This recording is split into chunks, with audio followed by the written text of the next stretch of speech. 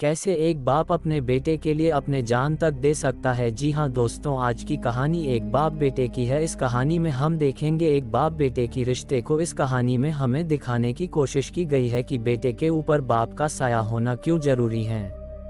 तो कहानी की शुरुआत होती है। डेविड नाम का लड़का अपना पढ़ाई पूरी करके अपने डैड के पास जा रहा होता है, जो कि शहर से काफ़ी दूर मोंटाना में रहते हैं। शहर से काफ़ी दूरी के कारण यहाँ पर काफ़ी कम लोग रहते हैं, लेकिन डेविड को अपने डैड की बहुत याद आ रही होती है, इसलिए डेविड इस बार की छुट्टी अपने डैड के साथ मनाना चाहता है। इसलिए वो पहली फ्लाइट पकड़कर निकल जाता है। फिर कहानी आगे बढ़ती है और हमें दिखाया जाता है कि डेविड फ्लाइट से लैंड कर चुका है, लेकिन काफ़ी देर इंतजार करता है, लेकिन उसको लेने कोई नहीं आता है। दरअसल उसे लेने उसके डैड आने वाले थे, पर वहाँ कोई नहीं आता है, इसलिए वो वहीं पर इंतजार करने लगता है। काफ़ी देर इंतजार करने के बाद एक आदमी उसके पास आता है। दरअसल वो आदमी उसके डैड थे, जिसका नाम जॉनी होता है। फिर डेविड उनसे काफ़ी नाराज हो जाता है। फिर वो दोनों घर की तरफ जाने लगते हैं। डेविड बाहर देखता है, जो कि काफ़ी बीहड़ जगह होता, पूरी जगह बर्फ से ढकी होती है। डेविड के डैड उससे कहते हैं कि ये बहुत ही खतरनाक जगह है, इसलिए तुम्हें यहाँ पर कैसे जिंदा रहना है वो सीखना पड़ेगा और शिकार करना भी सीखना पड़ेगा। लेकिन डेविड एक शहरी लड़का था, इसलिए उसे ये सब पसंद नहीं आता, लेकिन फिर वो अपनी डैड की बात रहने के लिए तैयार हो जाता है। फिर घर जाने के कुछ देर बाद ही वो उसे शिकार करने के लिए ले जाते हैं, जहां पर हम देखते हैं डेविड के डैड उसे शिकार करना सिखा रहे होते हैं। वो उसे एक चिड़िया को मारने को कहते हैं, लेकिन वो उसे नहीं मार पाता है। फिर शाम हो जाता है और फिर वो दोनों घर चले जाते हैं। उसी बीच डेविड के डैड उससे कहते हैं कि वो दोनों कल बड़े शिकार के लिए जाएंगे। फिर घर जाने के बाद दोनों सो जाते हैं। फिर अगली सुबह हम देखते हैं कि डेविड के डैड कुछ सामान को पैक कर रहे हैं। दरअसल वो दोनों एक बड़े शिकार करने के लिए जा रहे हैं। यहाँ हम देखते हैं कि डेविड का मन नहीं है शिकार को जाने के लिए। उसी वक्त उसके डैड उसे अपने डैड का राइफल देते हैं, जिसे देखकर डेविड काफ़ी खुश हो जाता है और वो शिकार करने के लिए तैयार हो जाता है। फिर वो दोनों शिकार करने के लिए जाने लगते हैं, लेकिन डेविड अपना फ़ोन घर पर भूल जाता है। अब देखना यह है कि डेविड का फ़ोन घर पर भूल जाना उसकी सबसे बड़ी गलती होती है, क्योंकि इन दोनों के ऐसा होने वाला है जिसके बारे में कोई सोच भी नहीं सकता।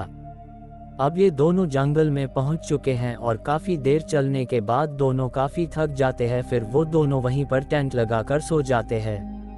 अब जॉनी डेविड से कहता है कि हमें चलना चाहिए। दरअसल जॉनी उसे एक हिरन का शिकार करने के लिए ले जा रहा होता है।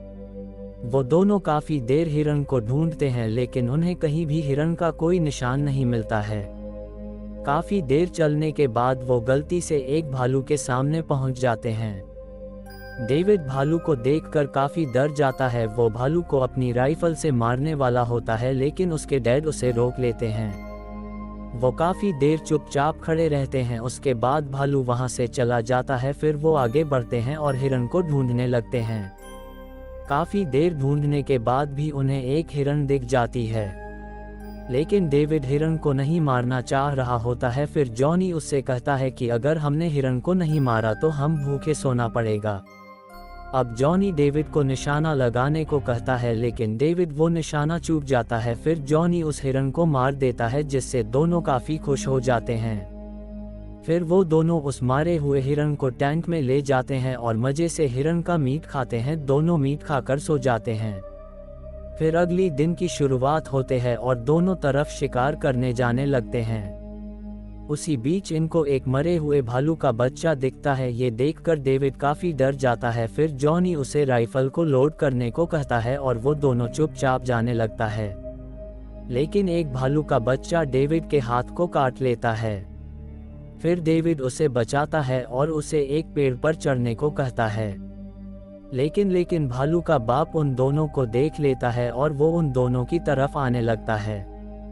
फिर जॉनी डेविड को उसका राइफल देने लगता है, लेकिन डेविड के हाथ में चोट लगने के कारण वो बंदूक उसके हाथ से छूट जाता है और बंदूक से एक गोली चल जाता है। गोली जॉनी के पैर में जाकर लग जाता है।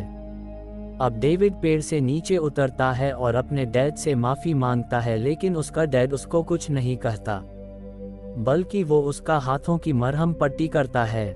फिर डेविड डैड को गोली निकालने के लिए कहता है, लेकिन डेविड ऐसा करने से मना कर देता है। लेकिन डेविड उसे यहाँ से जाने को कहता है, लेकिन जॉनी गोली लगने की वजह से चल नहीं पाता है। फिर डेविड अपने डैड को अपने पीठ पर उठा लेता है। काफ़ी देर चलने के बाद दोनों काफ़ी थक जाते हैं। फिर दोनों एक जगह पर रुककर कुछ खाते हैं और थोड़ी देर आराम करते हैं। आगे हम देखते हैं कि जब दोनों सोकर उठते हैं तब जॉनी को उल्टी होने लगती है। जब डेविड उन्हें चेक करता है तो उन्हें काफ़ी तेज बुखार होता है, और बर्फीली जगह पर बुखार आना मतलब मौत को दावत देने जैसा है।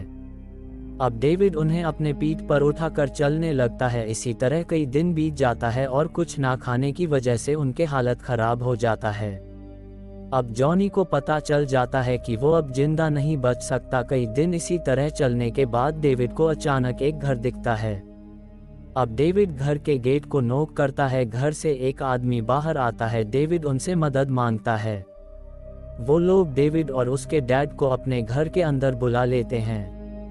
वो लोग एक डॉक्टर को बुलाते हैं। डॉक्टर जब डेविड के डैड को चेक करता है तो मरा हुआ होता है। दरअसल डेविड के डैड पहले ही मर चुके थे। डेविड ये देखकर काफ़ी रोने लगता है। अब डेविड कहने लगता है कि वो बड़े होकर अपने डैड के जैसा बनेगा। और इसी के साथ ये कहानी यहीं पर ख़त्म हो जाती है।